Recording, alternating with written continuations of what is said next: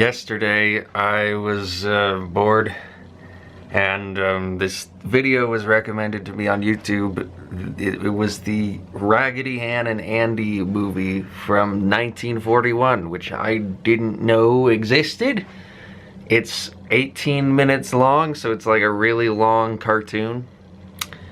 And it was okay. It wasn't super memorable, but it was kind of a fun watch. I guess it was directed by Dave Fleischer of the Fleischer Brothers. So it, you know, it's proficient quality and everything. But I enjoyed that. But then after that, I saw recommended the Raggedy Ann and Andy: A Musical Adventure from 1977, which is a more full-length film. That was a little bit more interesting. It's funny because in the 1940s one, which I've heard is nothing like the books, if the books really have any canon that's worth like obsessing over anyway. But the 1940s one, the only thing that it had that the 70s one had was the camel. There was a blue camel in both of them with kind of a similar voice. Actually, the 40s one, the camel kind of sounded like Pinto Colvig, the original voice of Goofy. I'm wondering if they got the same actor or if they just had somebody who could do a good Goofy impression. Because I'm pretty sure Goofy was a thing by then. Yeah, because he was like, he started in the 30s, I think. But anyway, that was the only thing that was similar about the two. And what's funny is that in the 40s one, Raggedy Ann and Andy are, calling them lovers implies something a little bit more adult than what is implied in the cartoon. But yeah, that's basically what they're supposed to be. Whereas in the 70s one, they are brother and sister. But they still kind of act affectionate in the same way that they did in the 40s one, which is interesting.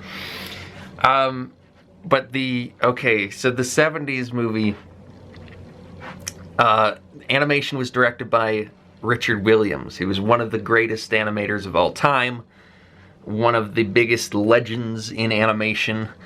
Has done, I mean, you know when you're watching a Richard Williams movie, it just looks a particular way.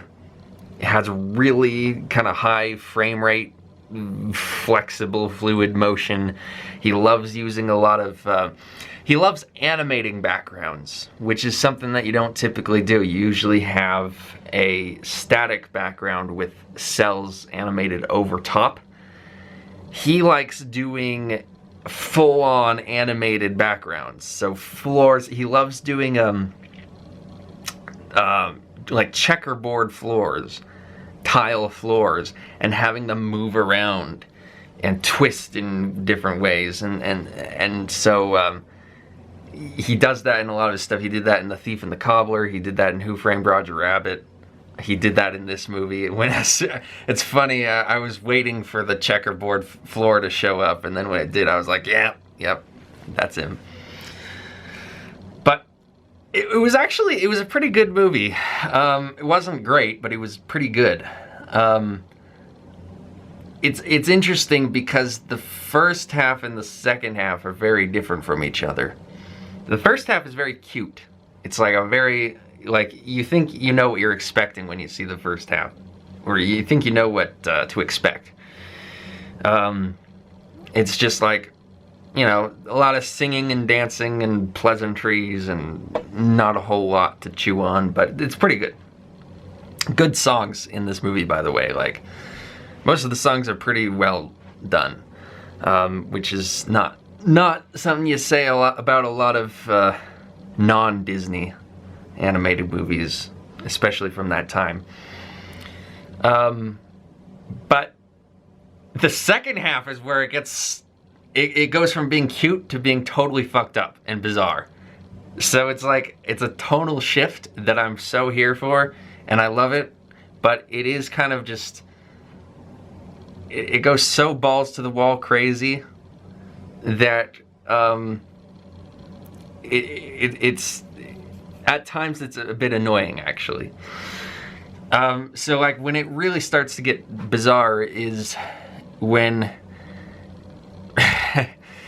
the camel that they're riding on accidentally commits suicide almost by leaping off a cliff, thinking that he's hallucinating that he's seeing camels walking in the sky, and he wants to join them because he's super lonely.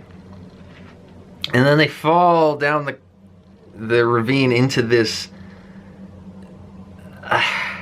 this guy. They fall into a guy, basically. And he's basically this giant pool of sticky liquid that they're just kind of floating in. And this is where Richard Williams gets really good. This is the best part of the movie for his animation, because there is no static shot. There's nothing static in the shot. There's no background that just stays still. Everything is totally fluid.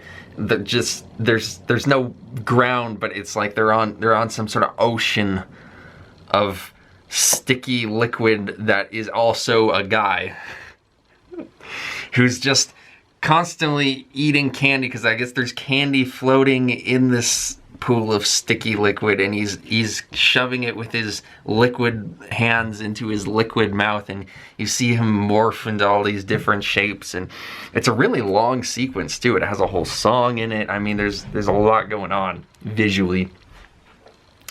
And then it goes from that to the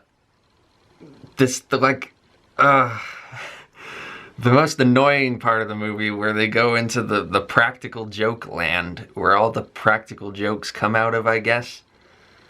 And there's a king who grows every time he laughs, and so he wants to constantly be laughing because he's tiny and he wants to be big. And so there's just a lot of annoying laughter, and you can tell it's meant to be annoying, but that doesn't make it any less annoying. And then it just kind of gets boring. I mean, there's a twist at the end, which is that the person they're searching for, because she was kidnapped by pirates, is now the captain of the pirate ship. That's kind of a funny twist. But other than that, man, the end is kind of rough. Like, the last 20 minutes of the movie are really boring. But, I mean, that being said, it's Richard Williams, has good songs. It's pretty fascinating. It's really a movie that could only come out of that time. But yeah, like, I don't know, you get bored, you get sucked into weird YouTube pipelines. I went down the Raggedy Ann and Andy pipeline. I guess that's what I was doing last night, so I figured I'd talk about it.